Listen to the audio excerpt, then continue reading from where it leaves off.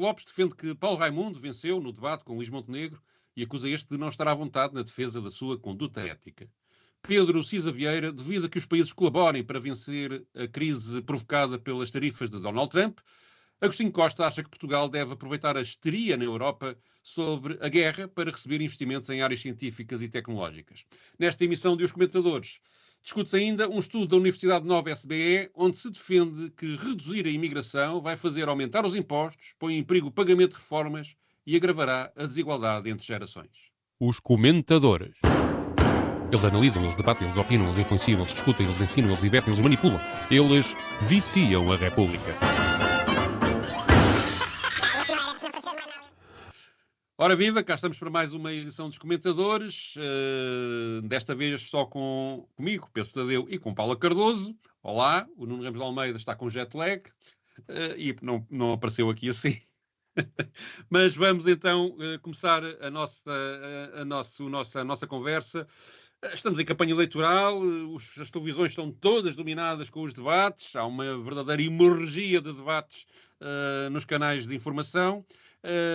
E uma das notícias, aparentemente, da semana é que, afinal, Paulo Raimundo sabe debater.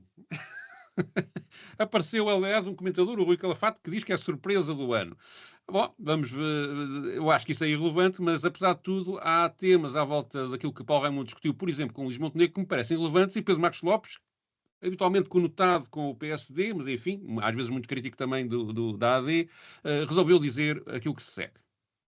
As minhas notas são 7 para Paulo Raimundo e 5 para Luís Montenegro. Acho que Paulo Raimundo esteve surpreendentemente bem, foi muito surpreendentemente incisivo na questão da Spin Vivo também.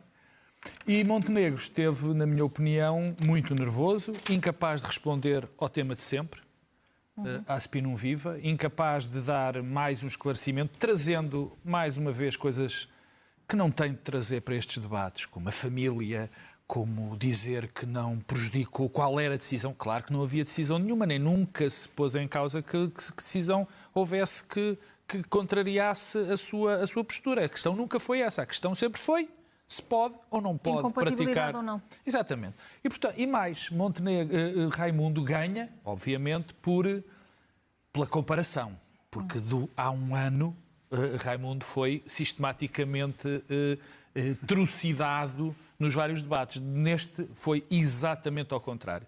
Há aqui e a última nota quero deixar, é que Montenegro estava convencido que lhe seria muito fácil Raimundo, e por isso é que deitou Rui Tavares e Mariana Mortágua fora e quis ficar com Raimundo. Tenha sido muito difícil. Com Raimundo, bem, eu acho que ele não estava nada à espera disso. Acho que lhe correu, talvez fosse, mas acho que lhe correu bastante mal, mostrou muito nervosismo, aquele sorriso que nós já conhecemos de nervos de Montenegro foi bastante esclarecedor e, de facto, já se percebeu uma coisa que vai ser tema para os próximos debates, é que Montenegro não está mesmo nada à vontade no tema das suas incompatibilidades. Paula, achas que isto que Pedro Marcos Lopes acabou de dizer está certo? No fundo, Luís Montenegro foge aos debates com o Bloco e o LIVRE e o PAN, precisamente para não ter que debater o seu comportamento ético? É essa a estratégia? Não tenho dúvidas nenhumas sobre isso. Aliás, já tive a oportunidade de dizer aqui mesmo que acho que é revelador de uma falta de cultura democrática que eu considero inaceitável para alguém que está não só a assumir as funções que ainda está a assumir, mas que se está a candidatar para a renovação desse mandato. Enfim, mas antes disso eu começo com uma nota de desagrado, chamemos-lhe assim, que tem que ver com esta moda, esta tendência, né, da atribuição de notas, que não vem de agora, sei que já vem de trás, não é uma novidade destas eleições, mas que nos diferentes canais de notícias, não é, de informação, avaliam a disputa política, sei lá, como se fosse um reality show, e não gosto e confesso que não vejo. Portanto, eu tenho assistido aos debates, mas desligo imediatamente assim que terminam, porque não consigo mesmo. Acho que há uma clubite que se evidencia, que em muitos momentos, porque eu comecei por ver, naturalmente, antes de se tornar esta inevitabilidade, começaram por aparecer e eu comecei por acompanhar, mas sentia sempre isto, que existia um grande enviesamento na forma como os debates estão a ser apreciados. Enfim, mas dito isto, e tendo acompanhado o debate entre Paulo Raimundo e Luís Montenegro, para mim ficou evidente uma vez mais que o líder da AD não consegue mostrar trabalho para aquilo que foi eleito, no sentido de melhorar a vida concreta das pessoas, da maioria dos cidadãos, tendo transformado o governo numa espécie de plataforma de negociação de serviços públicos. E como não consegue apresentar resultados, fica preso a este argumento do passado. Portanto, é como se não tivesse existido uma transição entre a pessoa que estava à frente da Spin Viva e depois a pessoa que assume a liderança do governo. E depois é como também, se ao fim do ano, Luís Montenegro não tivesse percebido que ser primeiro-ministro vai além de reunir aqui alguns privilégios, porque, como é óbvio, o exercício de cargos públicos tem de estar vinculado à transparência, à prestação de contas, e não ser capaz de ir além do argumento que ele utilizou, por exemplo, neste debate, que não posso ser culpado de ter trabalhado, quer dizer, dizer isto repetidamente é sem dúvida uma forma de se vitimizar e assumir, portanto, ele não está a assumir que as incompatibilidades que lhe têm sido apontadas, e que eu concordo, eu também não tenho dúvidas de que elas existem, Luís Montenegro parece acreditar que elas vão desaparecer com as eleições. Portanto, é como se estivéssemos aqui a brincar a política. E nós não precisamos disso. Portanto, nós precisamos de trabalho, não é do trabalho que foi feito antes, é o trabalho que está a ser feito agora e que ainda vai ser feito, e precisamos também de seriedade. E Luís Montenegro demonstrou neste debate, como em outras ocasiões, que não é pessoa nem para nos dar trabalho, nem seriedade. E, por acaso, é o inverso em relação ao Paulo Raimundo, que mostra seriedade na forma como aborda os problemas, mesmo aqueles que são desagradáveis, ele tenta ser, do ponto de vista intelectual, honesto. E, por exemplo, quando se comete questões em que o PCP sai desfavorecido nos comentários da opinião pública, como a questão da guerra na Ucrânia, etc., tenta ser coerente e não vai atrás, digamos, da formulação que facilmente pudesse garantir ganhar mais meia dúzia de votos. E isso é uma diferença que eu não posso deixar de assinalar, apesar de, sou suspeito, sim, sou militante do PCP, portanto, faço já aqui a declaração de interesses, como acho que alguns dos nossos ouvintes e espectadores já o saberiam, mas fica aqui feita a declaração. Mas em relação ao sistema de comentário logo a seguir aos debates, e sobretudo essa questão das notas, é de facto uma armadilha mediática, porque as televisões precisam de criar um espetáculo a seguir ao espetáculo que é, no fundo estamos ali há ali uma espécie de combate entre dois pugilistas do verbais, não é? É aquilo que se assiste, e que depois há um juiz no final que faz umas votações e elege qual foi o melhor e qual foi o pior, tal e qual como um combate de boxe, em que há um júri no final que vai dando pontos àquilo que vai... Olha, aquele deu uma boa boca sobre a Ucrânia. Como também se dá pontos a um pugilista que deu um direto na cara do adversário. Olha, aquele conseguiu dizer uma coisa interessante sobre as privatizações que afinal não funcionam bem. Lá mais uns pontinhos. E depois no final dá-se uma votação.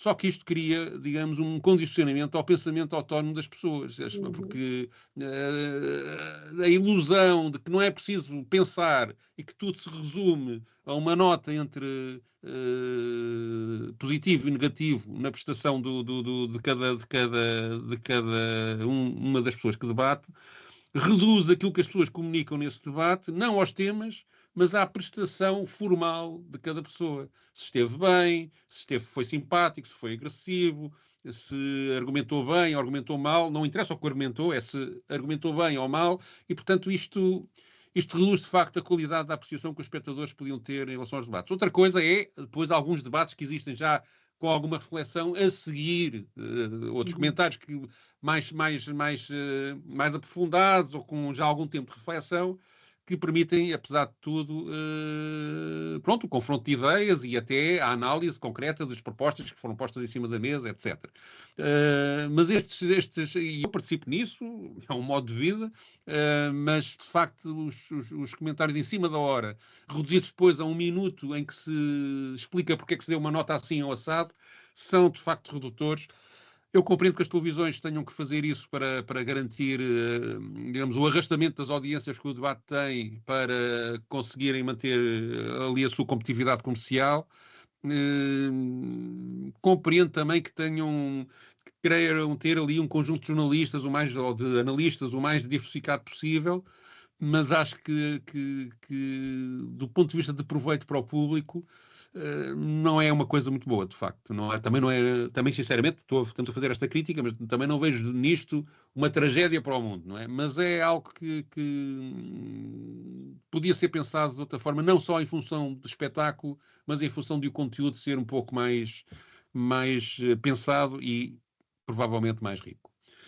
É, aliás, um problema que se arrasta em toda a campanha eleitoral, mesmo quando for campanha eleitoral oficial, em que já não há debates, mas depois há a apreciação da própria campanha, dos comícios, dos discursos, etc. Também receio que haja, digamos, uma redução e uma espécie de funil das ideias para sintetizarem numas gotas de apreciação que são tão pequeninas, tão pequeninas, tão pequeninas, que não dá para as pessoas refletirem sobre o que é que realmente está em jogo. É preciso tempo para pensar. A nossa comunicação social hoje em dia funciona num padrão em que a informação é dada em segmentos muito curtos e não permite a reflexão aprofundada dos temas. É o ciclo das redes sociais, não é? É o ciclo do post das redes sociais. Sim, no fundo, há aqui um bocadinho a história do ovo e da galinha. Quem é que começou primeiro? Se foram nas redes sociais, foram os jornais, enfim, porque ainda antes de haver redes sociais, eu lembro quando comecei a carreira, nos anos 80, eu saía em reportagem nos jornais onde trabalhava e quando voltava tinha um chefe de redação, olha, é o quê e tal, como é que isso foi? 12 mil caracteres. E pronto, era o banal, era escrever 12 mil caracteres, não era? Portanto, às vezes que as letras dos jornais eram mais pequeninas, levavam mais texto, os jornais também eram em formato maior, e 12 mil caracteres é uma banalidade, qualquer jornalista na altura. Hoje 12 mil caracteres, um artigo de fundo, é considerado um ensaio. Já ninguém lê 12 mil caracteres. É o que te dizem, portanto, ninguém lê 12 mil caracteres. Portanto, há este problema digamos, de uma falta de profundidade da comunicação social, que é um dos muitos problemas que a comunicação social em geral tem, independentemente depois das questões ideológicas que estão por trás de cada jornalista, de cada jornal e até do próprio sistema e do próprio negócio. Mas a verdade é que há, digamos, depois passámos a escrever só 6 mil, depois 3 mil e agora é 1.500 ou coisa, nem sei bem, acharem que consigo escrever para esses tamanhos tão pequeninos. Mas portanto, digamos, há uma tentativa de síntese que acaba por ridicularizar o pensamento. E isso faz com que tenha efeitos colaterais, que é as pessoas não procurarem soluções fáceis, porque também aquilo que lhes aparece escrito parece tudo muito fácil. Não é? E infelizmente a realidade não é bem assim. Mas vamos lá mudar de assunto. Agora sobre teoria de comunicação social a esta hora, isto realmente não dá. Pedro Cisa Vieira está preocupado, como quase todo o mundo, com as tarifas de Donald Trump e tem dúvidas. Isto já depois de saber que afinal ele recuou, vai estar ali 90 dias a ver o que é que se passa, só vai penalizar a China. Mesmo assim, mesmo com esse recuo, ele mantém a ideia de que esta crise não vai fazer com que os países colaborem uns com os outros para combater Donald Trump. Vamos ouvir. Se eu acho que a economia internacional vai mudar necessariamente, o meu maior receio não é esse.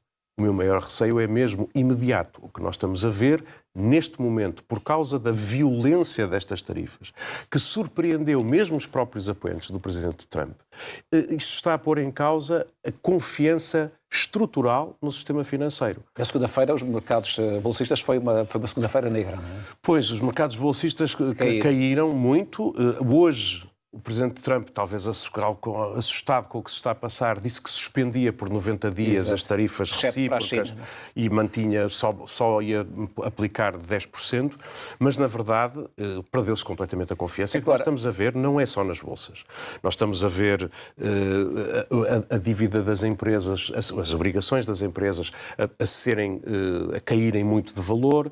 Estamos a ver as obrigações do Tesouro americanas com alguns problemas. Estamos a ver os investidores a refugiarem-se em valores seguros como a dívida alemã ou o ouro. E sabe quando é que eu me lembro de ver isto? Eu lembro de ver isto em 2008. Aquilo que aconteceu, que foi o fecho dos mercados de crédito, os bancos a não darem crédito, os governos aí articularam-se, colaboraram muito rapidamente para evitar o colapso da economia internacional. Hoje não há colaboração. Como é que viste esta semana, esta guerra do Donald Trump, Paula?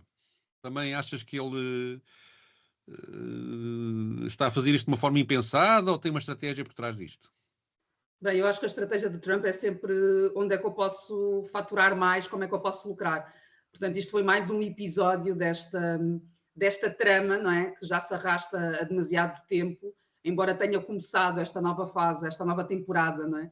Apenas em janeiro, mas parece que já andamos nisto desde sei lá quando. Mas antes de mais eu devo partilhar, confesso que desde a entrada de Trump na disputa política, e eu à medida que fui ouvindo as suas enormidades, que esta semana, enfim, atingiram níveis de baixeza, que eu diria históricos no meio disto tudo, que eu ia mantendo, à medida que ia acompanhando, uma esperança de que a qualquer momento ele anunciasse ao mundo que isto é tudo a fingir.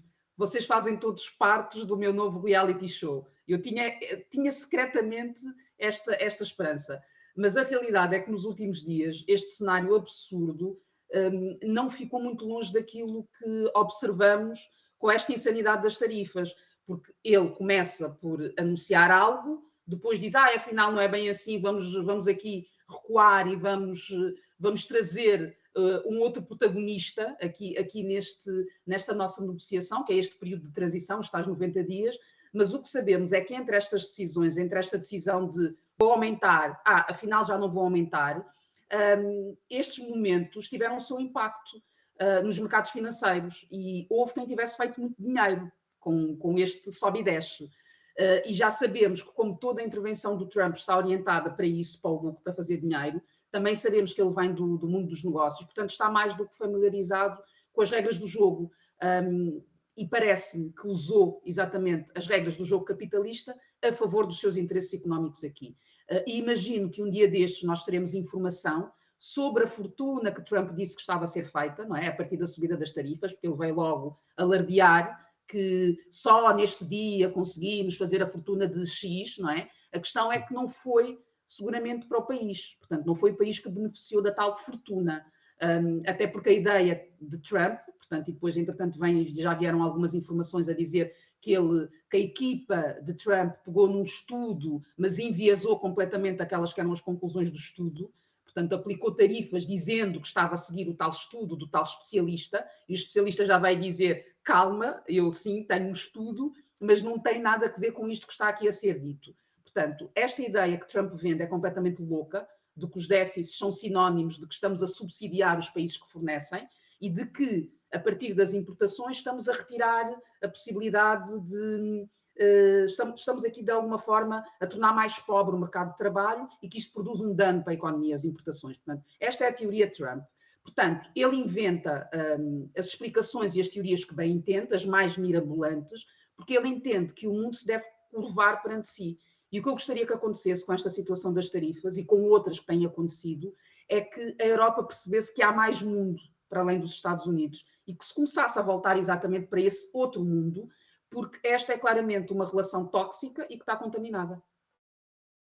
Eu não acho que o Donald Trump seja um idiota, nem um louco, nem nada disso. Acho que ele tem um plano.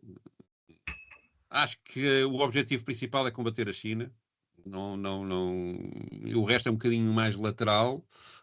Acho que, de facto, tem razão na questão da industrialização dos Estados Unidos da América. O processo da globalização, de facto, retirou no mercado de trabalho muitos empregos na área da indústria e muitas indústrias, e isso a longo prazo pode ser de facto uma fragilidade dos Estados Unidos, mas acho que o objetivo principal é de facto combater a China. E eu não sou contra, em tese, os países aplicarem tarifas alfandegárias, depende da situação económica de cada país. A Europa aplica tarifas, a PAC e a França, nomeadamente na área da agricultura, sempre manteve tarifas para proteger os seus agricultores, nomeadamente em relação à América do Sul, que conseguia enviar produtos muito mais baratos para a França do que os próprios franceses conseguiam produzir, e, portanto, há aí uma ideia de protecionismo Mesmo os campeões da globalização, como a França, e é um dos países líderes da União Europeia, mesmo sempre em determinadas áreas, entendem que devem proteger-se e aplicar tarifas. O que o Trump faz aqui, utiliza esse mecanismo, não propriamente para defender os interesses dos Estados Unidos, mas para atacar o mundo, o que é uma coisa, é uma arma, não é uma medida económica, é uma arma. E o que ele está a fazer é agredir o mundo todo, usando todo o poder económico que os Estados Unidos têm, é a economia mais rica do mundo, apesar das desigualdades sociais que depois tem, tem o dólar como arma adicional, porque todo o mundo, para comprar e vender, utiliza o dólar e, portanto, ele pode pôr mais dólar no mercado, tirar dólar no mercado, tentar fazer subir o valor do dólar, tentar fazer descer o valor do dólar, que, aliás, eu penso que é uma das estratégias que está aqui implicada nesta atuação. Tudo isso depois tem efeitos económicos favoráveis aos Estados Unidos. Para além da questão do déficit comercial, ser também um bocadinho falacioso, porque é um déficit comercial, mas a verdade é que as pessoas pagam-no em dólares, não é? E, portanto, todos os países precisam ter. Antigamente tinham muitas reservas de ouro, agora tem que ter muitas reservas de dólares para poder fazer negócios, não é? E isso é sempre favorável aos Estados Unidos. Enfim, não quer dizer que não haja problemas na economia, nomeadamente a dívida pública dos Estados Unidos, tem de facto uma dimensão muito grande, mas da própria dívida pública paga em dólares, portanto, em desespero, imprimem mais notas e pagam. Portanto, estou a caricaturar, não será assim tão simples, mas têm sempre armas que o resto do mundo não tem. Mas, voltando à minha tese inicial, acho que isto é de facto uma coisa contra a China e, entretanto, a China resolveu retaliar, portanto, já nem sei em quantos 100% ou 200%, acho eu. ou vai tudo uma loucura. Já ninguém compra na América produtos chineses, certamente, nem na China comprarão produtos norte-americanos. Isto depois ainda é mais complexo, porque depois há fábricas que importam componentes vindos da China e dos Estados Unidos para fabricar os seus produtos noutros países, e, portanto, tudo isto cria ali um problema gigantesco a muita gente, mas parece-me que isto pode trazer, de facto, mudanças geopolíticas grandes, porque depende muito do comportamento, nomeadamente do Sudeste Asiático, que me parece que é capaz de se aliar à China, mesmo a Índia, a Indonésia, a Tailândia, as Filipinas não, porque no fundo são uma colónia norte-americana, enfim, há uma série, a Coreia do Sul também é difícil, mas há uma série de países do Sudeste Asiático que provavelmente, que dependem muito nas exportações da economia norte-americana, poderão começar-se a virar para o seu vizinho chinês ainda mais do que se viram, e são mercados que hoje em dia têm uma potência económica enorme. São países, não é a realidade dos anos 80 e 90, são países que, entretanto, cresceram imenso e que têm. Depois, há ainda uma questão lateral aqui que me parece também importante, que é, eu acho que Donald Trump está a tentar tirar a Rússia da esfera de influência da China, mas julgo que não vai ter, depois de tudo o que se passou, não vai ter grandes hipóteses. E resta saber o que é que a União Europeia pode fazer, porque se fica de costas viradas para a China, vai perder poder económico. Se subordina àquilo que Donald Trump quer, vai perder poder económico. Se quer ser autónoma e fechar-se sobre si mesma, vai perder poder económico. Portanto, está num ganho 31. É de facto difícil. E, entretanto, vai pagando 10%, já, não é daqui a 90 dias, 10% de tarifas a tudo o que vier dos Estados Unidos da América. Portanto, é uma situação de facto que pode favorecer muito os Estados Unidos. Acho que Donald Trump tem algumas condições para vencer esta guerra e isso é preocupante para esta guerra comercial, e isto é, do meu ponto de vista, preocupante, sobretudo para os países da União Europeia que estão, com a sua habitual subordinação aos Estados Unidos, estão tendencialmente a entrar num beco sem saída do ponto de vista económico. Mas, enfim, vamos ver, isto ainda vai a precisão no adro. Já agora vamos falar de guerra também. Agostinho Costa deu uma opinião que me pareceu interessante, talvez polémica, de que Portugal deve aproveitar a corrida aos armamentos que a União Europeia está a defender para receber investimentos em áreas científicas e tecnológicas. Isto aproveitando uma declaração que Mariana Mortágua fez num debate em que participou. já que perdemos o plano Marshall quando foi na Segunda Guerra Mundial, porque Salazar achava que não precisávamos, esta oportunidade, que devemos ser smart, devemos ser inteligentes, devemos aproveitar esta paranoia, permita-me este termo elegante, esta histeria que há na Europa, etc. Devemos pensar pensar com cabeça fria e transformar uma dificuldade numa oportunidade, fazer neste fluxo de capital, orientá-lo para a ciência e tecnologia, e aí, doutora, que talvez no próximo governo faça sentido, de uma vez por todas, temos um Ministério de Ciência e Tecnologia. Temos a IDD, Portugal Defence, que é uma agência que tem que ser impulsionada para o apoio à base tecnológica, porque daí podem vir capacidades de desenvolvimento, capacidades de investigação e capital para as nossas universidades, para o nosso desenvolvimento de conhecimento, economia do conhecimento, que é aquilo que precisamos. Depois, se fazemos carros de combate, vamos fazer coisas que sejam importantes para o nosso país, pode ser um mar de oportunidade, para então. Criar emprego qualificado e para desenvolver, dar um impulso tecnológico. E depois, a última, doutora, nós compramos um conjunto de peças de artilharia importante, Césars, a França. Qual é a mais-valia tecnológica, qual é a contrapartida tecnológica que o país exigiu ao Sr. Macron? Convém perguntar ao nosso governo. Portanto, tudo o que for importação de material militar deve ser associado associar a tecnologia àquilo que compramos. Àquilo que se compra. Muito obrigada, Major-General Agostinho Costa. Boa tarde. Muito obrigado, um gosto. Ora, então, que pensas tu disto? Em vez de armas, vamos fazer componentes que depois possam ter dupla aplicação e assim contribuímos para a defesa da Europa? É uma boa ideia o que Agostinho Costa está aqui a dizer?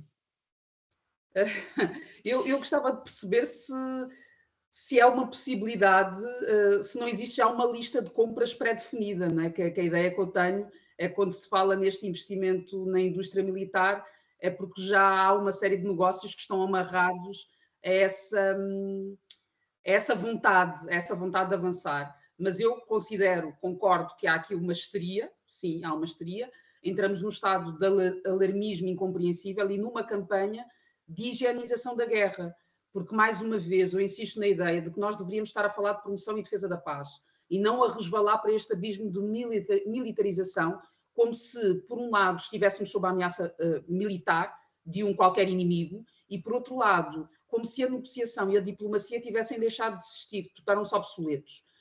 Eu não contesto que os gastos de defesa têm de ser ajustados, portanto, para ir ao encontro dos compromissos que já estão assumidos e que já foram, enfim, de alguma forma previstos, estabelecidos, mas ao saber isto, que à margem desses tais compromissos existe um plano, o tal plano dos 800 mil milhões, parece-me de euros, parece-me que o que deveríamos estar a combater é justamente esse plano e não estar aqui a entrar em dinâmicas de então como é que nós podemos aproveitar isto como se isto fosse uma inevitabilidade a nível de gastos. Porquê é que isto é uma inevitabilidade? Porquê é que me dizem que não há alternativa a colocar este dinheiro nessa área, quando nós temos necessidades que são tão concretas? Portanto, não estamos aqui a ficcionar inimigos, nós temos desigualdades sociais, temos a saúde, temos a educação, temos a habitação, há uma série de áreas que precisam de investimento e em relação às quais o que nós temos ouvido repetidamente é que não há dinheiro, não é? Porque as contas têm de bater certo, não é? De repente existe de facto este dinheiro, mas acho de facto revelador que Agostinho Costa tenha dito, enfim, algo que para mim apenas está a confirmar que não há motivos para este investimento na indústria militar. Não há motivos. Portanto, como não há motivos, vamos arranjar maneira de tornar este investimento útil, que é estimular a investigação científica e tecnológica. Mas se é verdade que, de facto, historicamente, essa tem sido uma área que nos tem permitido avançar a esse nível da inovação, é preciso lembrar que a inovação não se faz sem pessoas. Portanto, nós precisamos de pessoas. E quando estamos a falar de um país como Portugal, que tem desprezado a ciência e que mantém os investigadores em situação de precariedade, porque é isso que nós temos visto acontecer ao longo dos últimos anos, parece ingênuo esperar que, sem uma política especificamente voltada para investigação e desenvolvimento, que apenas por milagre essa vantagem vai aparecer. Portanto, eu acho que é importante perceber que não há pessoas, ou pelo menos que não existe uma política que nos permita potencializar um eventual investimento que possa ser desviado até, mas também, voltando ao início daquilo que eu disse, eu não acredito que estes 800 mil milhões não venham já amarrados com uma lista de compras obrigatória. Eu, por acaso, ouvi o LIVRE num dos seus debates defender mais ou menos aquilo que o Major-General Agostinho Costa defende. E eu acho que isto é uma armadilha, este tipo de discurso, porque começa-se a acenar às pessoas com as hipotéticas vantagens económicas do investimento na defesa, esquecendo o essencial, que é o investimento na defesa, nestas condições políticas atuais, tem um objetivo muito específico de agressão em relação a outros países, de escalar a capacidade militar da União Europeia para eventualmente preparar um ataque à Rússia. Ou, se a Rússia tivesse a veleidade, que me parece completamente impossível, de atacar a Europa, poder responder de uma forma destruidora, aí sim, enfim, de alguma forma legítima, se isso viesse a acontecer. Mas esta ideia de que a Rússia, que não consegue sequer vencer a Ucrânia, iria agora avançar pela Europa fora e chegar a Paris, parece-me completamente absurda. Não é? Mas, portanto, esta ideia de que há uma boa razão económica para se investir em defesa é desumana, quer dizer, é uma coisa assustadora. Não é? Sendo que, tal como tu disseste, eu acho que se deve repensar o nosso investimento em defesa e, nomeadamente, fazer com que Portugal até, digamos, trabalhe mais para ter uma defesa para a sua soberania e não para a soberania da União Europeia. Acho que, de facto, temos uma zona marítima, por exemplo, uma zona exclusiva económica enorme, que não sabemos defender bem, que nitidamente os meios que temos para cobrir um mar tão gigantesco que está sob a nossa responsabilidade, onde passa todo o tipo de comércio internacional e incluindo tráfico de droga, comércio ilegal, etc., não conseguimos trabalhar isso de uma forma realmente que defenda os interesses do país. Se calhar também podemos ter, do ponto de vista de efetivos militares, algum reforço e também, obviamente, em compras de armamento para adequar essas funções, essas necessidades ao equipamento que é preciso ter. Mas esta ideia de que isto até é bom porque a economia vai subir, vamos apostar numa economia de paz, não numa economia de guerra, por favor, não é que isto é uma coisa, parece que estamos a andar 100 anos para trás, não é? E não me parece nada bom para a humanidade, nem para os portugueses, este tipo de pensamento. É evidente, o Agostinho Costa é um militar e está a ter lá a sua costela, está a ver que isto é um caminho que pode reforçar o papel dos militares no país, provavelmente. Estou agora a fazer aquilo que não se deve fazer, que é presumir que a pessoa pensa de uma certa maneira. Mas compreendo que ele defenda isto. Mas também é verdade, há uma coisa que ele diz, que muitas das tecnologias civis hoje em dia têm aplicação militar e é inevitável que, por exemplo, a inteligência artificial, que aparentemente é uma coisa civil, claro que tudo isso tem uma raiz militar, mas e que tudo isso são áreas onde é necessário Portugal ter investimentos. Mas a razão para isso ser a guerra é uma má razão e é um princípio que não devia estar em cima da mesa. Mas, enfim, é tudo Miss Mundo. Estas pessoas que pensam assim são todas Miss Mundo. Aliás, eu tenho mesmo ar de Miss Mundo e é por isso que defendo estas coisas. Vá, passemos ao nosso papel selado.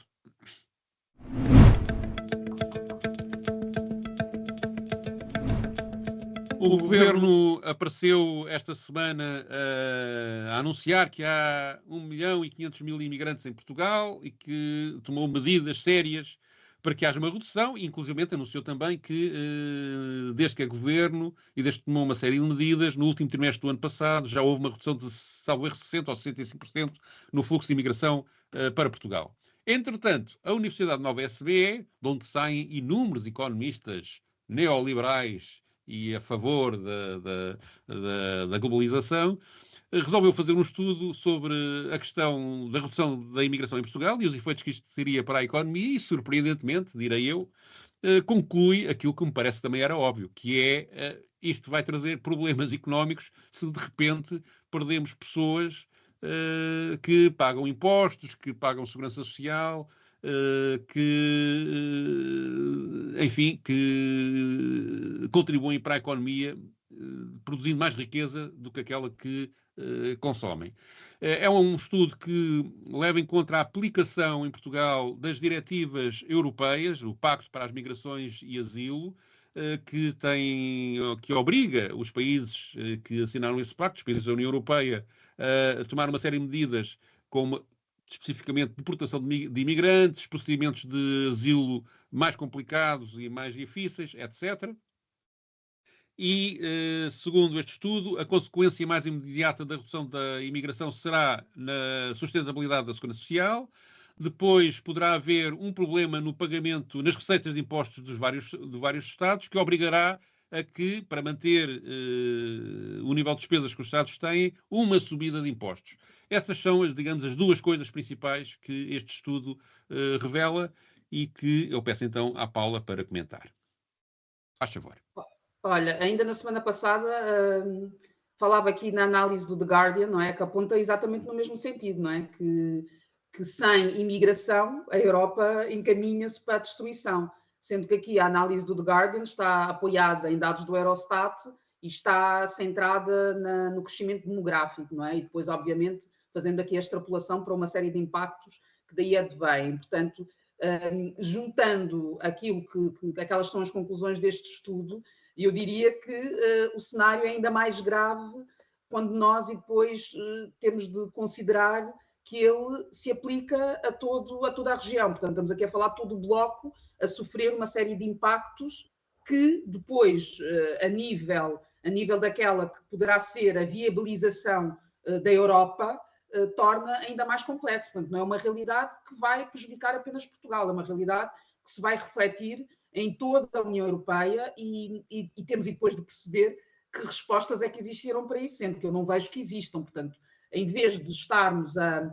assumir que esta é a nova configuração, digamos assim, das nossas sociedades, porque eu entendo que esse deveria estar a ser o exercício dos políticos, dos nossos decisores, em vez de estarem com estes pactos de imigração para tapar, para bloquear as entradas, que ainda para mais esta medalha que o governo andou aqui a alardear esta semana de ter reduzido as entradas, eu gostava de perceber que me dissessem de que forma é que isso depois se traduziu também nos fluxos de entrada irregular. Portanto, porque isso aí não é depois trazido. Qual é que é o impacto desse fechamento a esse nível? Portanto, o que eu gostaria que aqui estivesse a ser feito, porque os dados já demonstraram de todas as formas e mais algumas que há um impacto positivo destes fluxos migratórios e agora que há um impacto muito negativo de abdicarmos e de retirarmos completamente aqui da equação. Portanto, se isto já está mais do que demonstrado,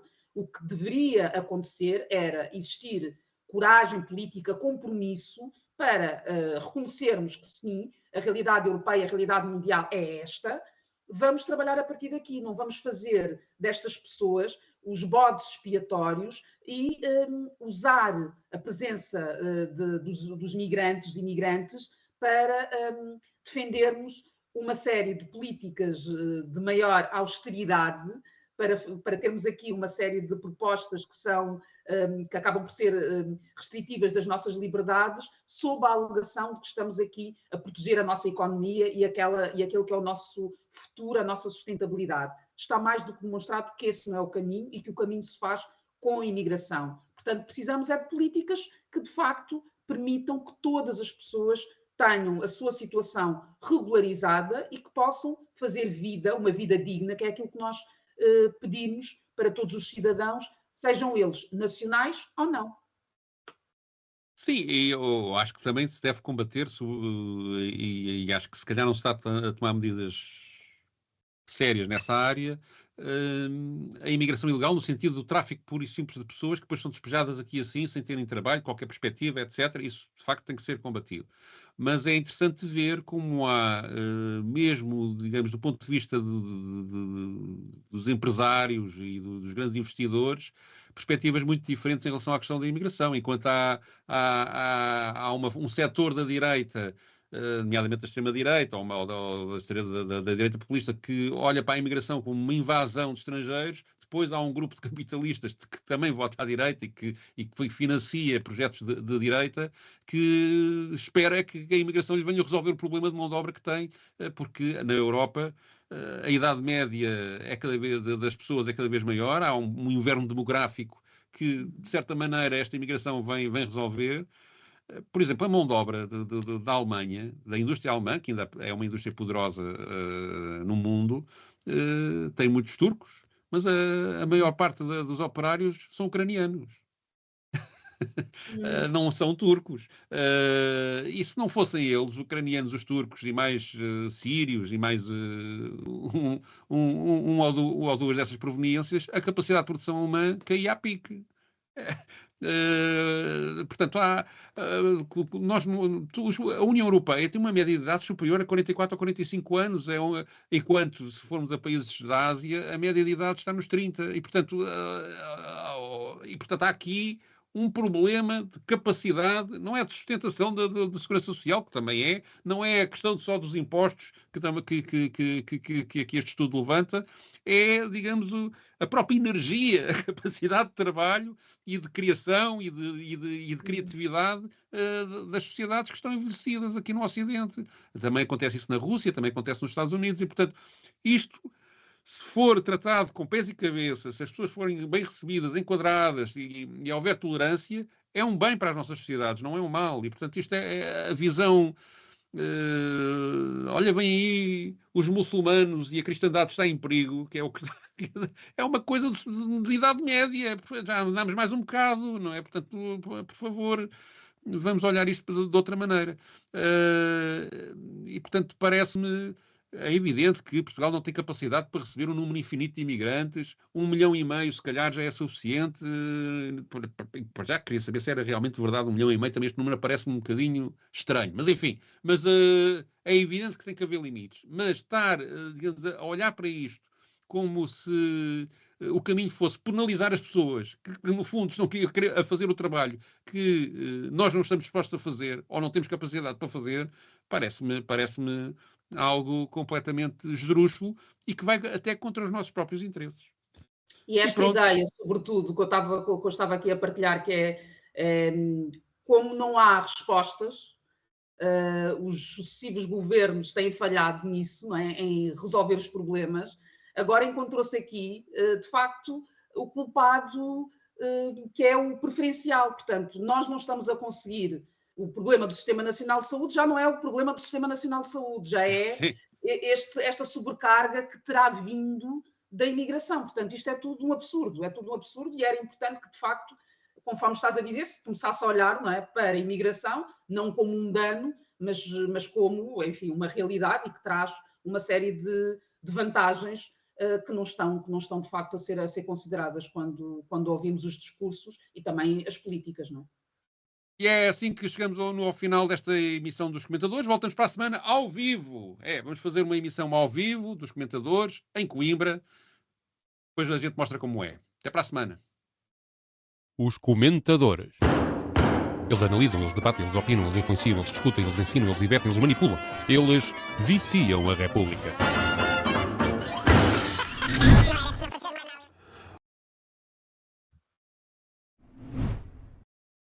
Dom Diogo.